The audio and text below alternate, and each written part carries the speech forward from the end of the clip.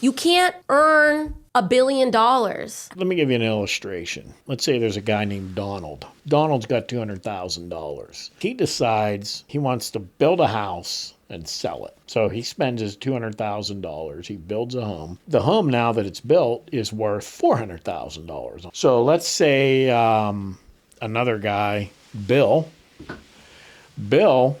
he's got $400,000 he's been saving up in the bank. So he buys that from Donald for $400,000. Bill didn't lose $400,000. He converted cash into an asset. His net worth is still $400,000. Donald, he started with $200,000, which he spent. Okay, he put that $200,000 into the economy, so that paid construction workers and suppliers, people that deliver products, and all those people got paid. He got that back plus another $200,000. When it began, Bill had $400K, Donald had $200K. That's a total of $600. Now Bill has $400, Donald has $400. There's $800,000. They just created $200,000 of value. $200,000 of wealth was created by that transaction. Plus, $200,000 was dumped into the economy to pay wages and buy food and things like that. Exactly. So a lot of people benefited more than just, Bill and Donald. Donald says, wow, look at me. I just doubled my money. I'm going to build 2 houses. He does the same thing. He just added another $400,000 of wealth created. Now he sells 3 of them. He's got $1.2 million. You got 3 people with $400,000 homes. You just created wealth. That's what it means when you create wealth. Elon Musk became a trillionaire. It was because his company was a privately held company. He had ownership in that company. How much is that worth? Well, depends. Depends on what, you could get outside opinions. They could say, this is what we think it's worth. It's only worth what somebody's willing to pay. So if he wanted to take his value out of SpaceX, he'd have to find a buyer. But instead, they go public. They go on the market. So all the shares of the company that he and other people own, the investors that put in, and employees that he paid in equity because they didn't have money to pay them, suddenly they have an asset that they can now sell on the open market. So that's like cash. So when you have cash, you have $10, I can exchange that for $10 worth of product or services. When you have shares in a private company, you can't spend it like that. You have to find somebody who's interested to buy it from you. When it's public, there's an open market for it. You just openly sell it and convert it to cash. When Elon Musk made $1 trillion, let's say he added $1 trillion. I don't know what the number is. How much money did that take away from employees? How much did that take away from employees' salaries? Could he have paid his employees more if he didn't make that much money? That's a good question. Answer Probably is no. zero. No. $0. $0. Because that's not income. That isn't money taken out of the company. That's the value of the company itself. Basically, what determined him to be a trillionaire was basically he had his business publicly appraised, basically. Well, no, I mean, when it went, the market priced it. So they went public at $150 a share. Okay, you multiply that by how many shares outstanding, and that's the worth of the company based on the open market. That's the value of his company. So his shares that didn't really, they were you could argue a value, the percentage of the company that he owned before, but suddenly now it has a recognized, universal, known value. So he really didn't add anything except the ability now to sell his stock, which he's not going to do, and he couldn't do. Right. Because it would tank the stock. If Elon Musk said, I want $500 million, I'm going to sell $500 million worth of SpaceX stock, it's going to tank it. The market,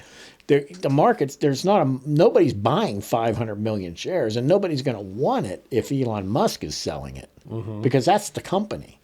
So it's not liquid. It's value in the company that he owns. He can't go out and spend that on some yachts or, buy an island. He can't do that. Okay. It's money in there. So, and the other point is a lot of these billionaires, well, probably all the billionaires, people who have net worth tied up in their companies, that money does not take out of the employee. That is not part of operations. When you have you have a home, right? So you have expenses. Yes. You have mortgage. You have transportation costs with your truck. You have to buy food. You have to buy clothes, right? Utilities. Those are all expenses. So you have income to pay that. That's the money you get from your wages. Okay. A company runs the same way. The income is called revenue. Okay. So for the most part, companies take in money by selling a product or a service. Now, those products and services don't come for free. You have to pay for raw materials. You have to pay employees. You have to pay for rents and all the same stuff you do, utilities. Okay. So you have revenue. You have expenses, and there's different categories of them, but you have expenses that come out. And then at the bottom, you have profits, okay? The equity in the company doesn't fit into that anywhere, okay?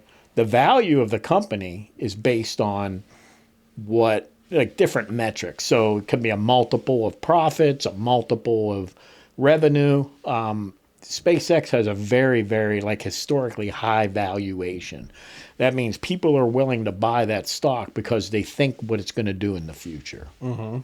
Okay. But, if the stock doubles tomorrow and Elon doubles his money, not $1 comes out of the pocket of, not $1 comes out of the company. Not $1 comes out of the pocket of one worker. Mm-hmm. Okay, because that's just the value of the company on the open market, trading and buying and selling shares of that company. Mm-hmm.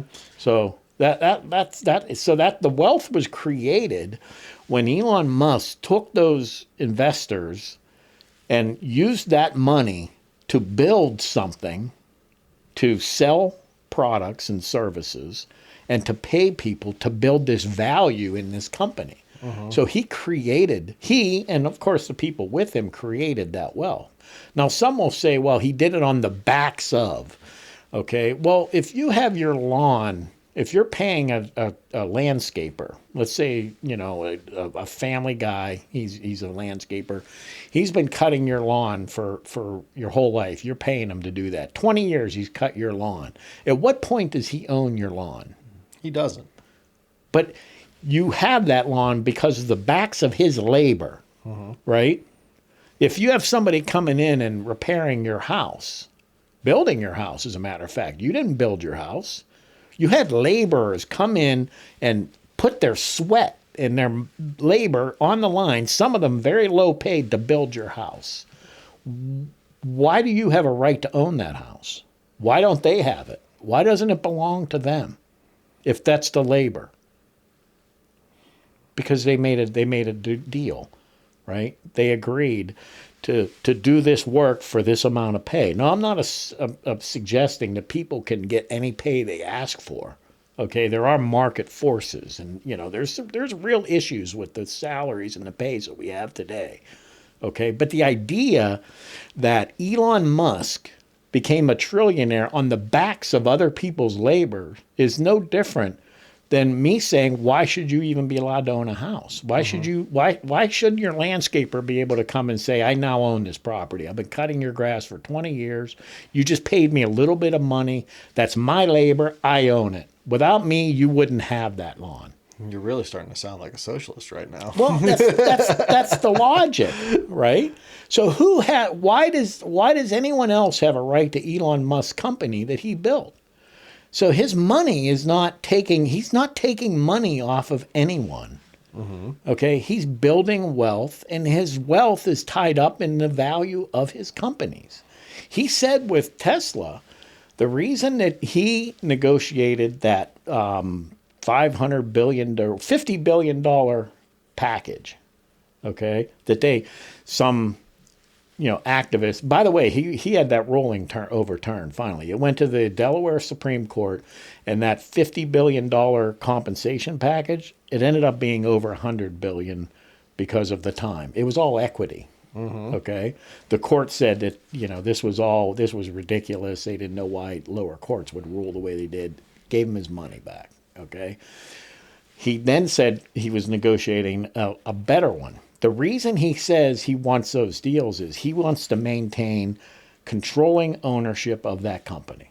He's like, if I'm going to do this work, he literally said, if I'm going to create an army of robots, that could take over the world, he goes, I want to be in charge of it. I don't want anyone having control over me. That's the reason he has the ownership. And he's the same way with SpaceX, okay? Because when in the life of a company, big decisions about what to do, when to sell, that sort of thing is made by the shareholders. So he wants to maintain a controlling vote among the shareholders. He's saying, if I'm going to work here, if I'm going to continue to build for this company and do it, I need to maintain a controlling interest. That's what he's doing. And honestly, so is that greed? No. Is that somebody living just to make all this money so that he can buy things and indulge himself? No. Is he stealing money off the backs of anyone? No. He's creating wealth, and the people that are giving him the money are doing it willingly because they want to own a piece of it. It's, and like I said, I don't blame him. Like, if I was in his position, I'd be doing the same thing. I personally know what it's like to be in some type of management of a business where you want to make these certain decisions, but you have somebody or a group of people that can shut you down of your ideas. Right. And I can tell you for a fact, it's very frustrating when especially and you can provide proof that what your idea could be profitable or it can improve some facet of the business itself. One thing I learned in that experience was, if I'm gonna be involved in some type of business where it's like managing, I better be freaking sure that I'm the one owning it in order to do it. Yeah. Or if I share ownership and management with someone, we have to make sure we are damn well on the same page. Which is where I feel like it's a situation where a lot of businesses do fail, or it seems like some of these businesses will just kind of go all over the place, and then you're stuck in a situation where people don't feel valued. I don't recall, and please correct me if I'm wrong, I've never once heard anybody go public and say that they were dissatisfied being under the employment of Elon or one of his companies. Right. Never once. Well, I mean, SpaceX IPO created a lot of millionaires out of regular people. So, I mean, and that's how a lot of these startups are.